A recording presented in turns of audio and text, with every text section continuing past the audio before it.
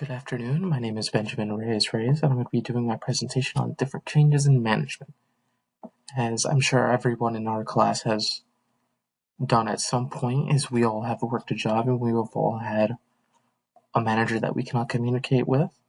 And I'm going to be going over some of the reasons why they may not have been a good manager, not necessarily saying that they are bad.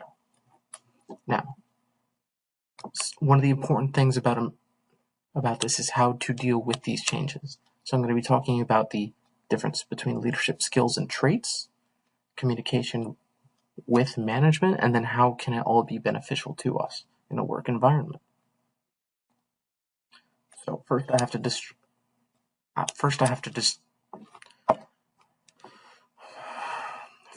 define what a leadership trait is compared to a leadership skill. So traits reflect our own personal characteristics and personality into how we lead others.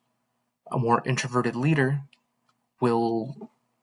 could send like a very detailed list of instructions through emails or texting with their coworkers to let them know about certain deadlines, how they want things done.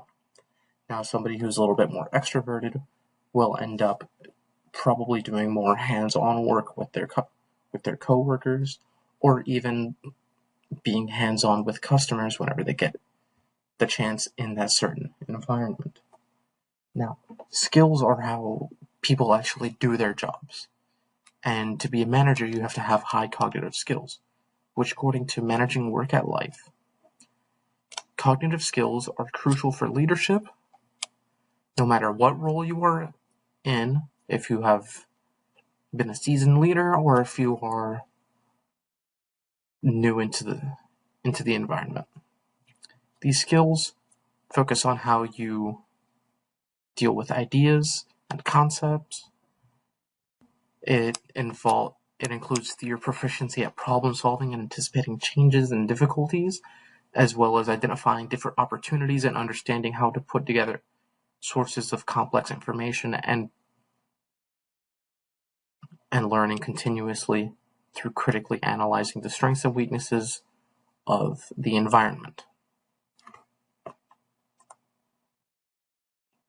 Some of the keys to communication are, according to Forbes, training your own employees to actually communicate with each other.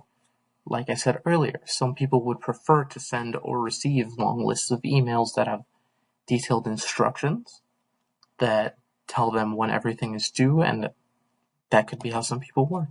Others, like me, prefer a more hands-on experience.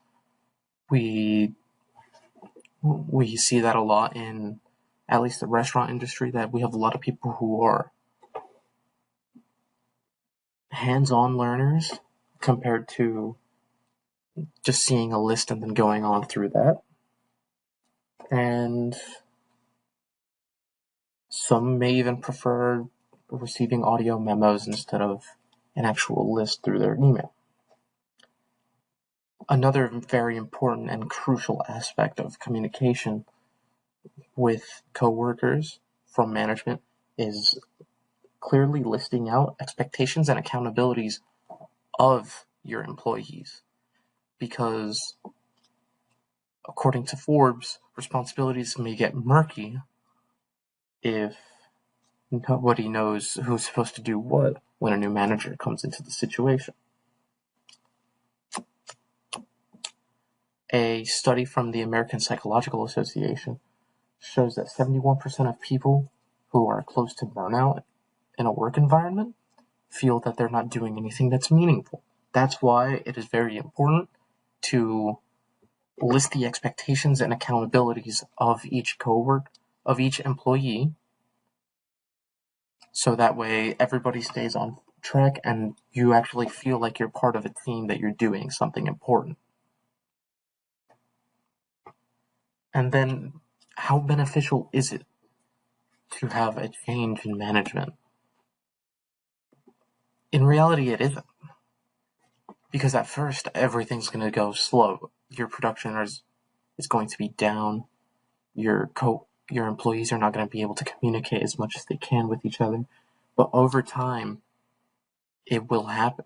Your employees will adjust to the work environment that they have created with this new management, which is also important because managers have to tell employees that they can challenge the status quo, find a more efficient way to do work, think smarter, not harder.